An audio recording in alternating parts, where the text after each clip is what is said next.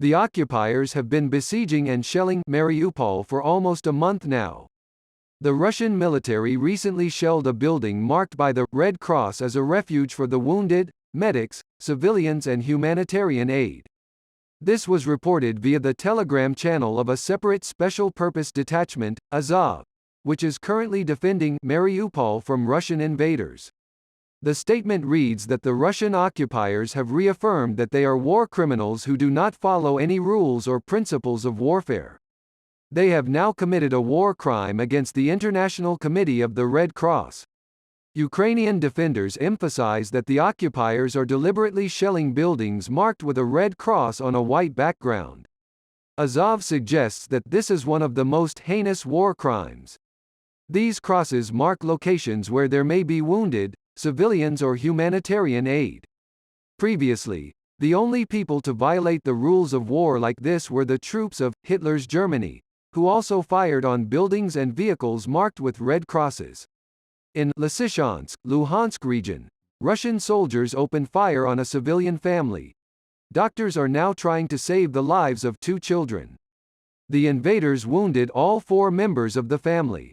The parents, who were hit by grenade fragments, have been stabilized.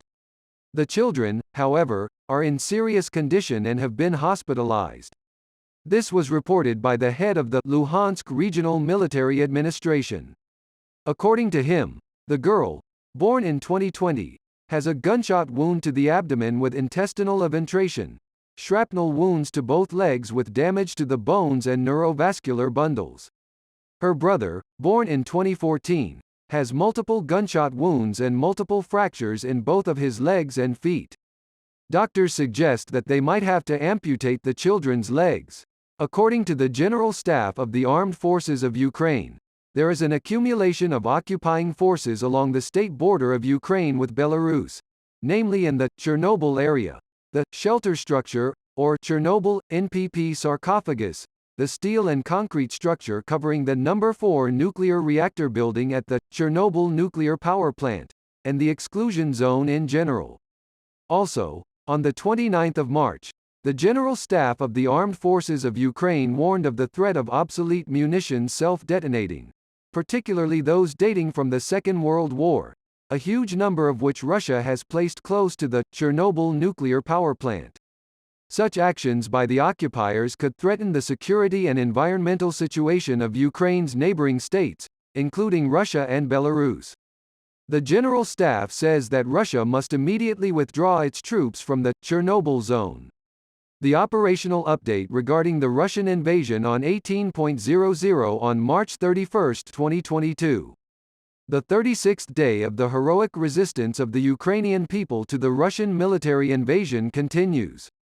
Russian occupying forces are trying to create a new group of troops in the Sloboshansky direction in order to establish control over parts of the Kharkiv, Luhansk and Donetsk regions, including the blockade of the cities of Sloviansk and Kramatorsk. The Russian enemy continues to attack the city of Popasna, presumably in order to divert the attention of Ukraine's military leadership from attempts to establish control over Izum and Mariupol.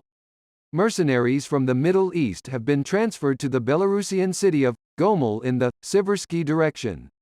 According to the information received, on March 29, 200 mercenaries were transferred to the Gomel military airfield. In addition, Russia continues to transfer missile units to the Republic of Belarus in order to increase the intensity of ballistic missile attacks on settlements and infrastructure in Ukraine. Thus, in the Gomel region, 3 Iskander missile systems and 2 S-300 air defense systems were detected to cover them. Leaving military equipment on the territory of Ukraine, the occupiers are increasingly resorting to its mining. In addition, the use of mine traps by the enemy has become more frequent. In the territories temporarily occupied by the enemy, it continues to restrict the movement of the local population. Russian invaders take Ukrainian citizens hostage and export goods looted from civilians. The practice of submitting applications to the judiciary for military leadership by relatives of Russian servicemen killed in the war with Ukraine has begun in the Russian Federation. In particular, A similar case of filing a lawsuit against the commander was recorded in the 752nd Motorized Rifle Regiment of the 3rd Motorized Rifle Division of the 20th All-Military Army of the Western Military District. Ukraine's defense forces continue to successfully carry out their tasks, pursue the retreating enemy, break through the occupiers' defensive positions and gradually liberate Ukrainian lands. Let's win together. Glory to Ukraine. Academ.media was with you.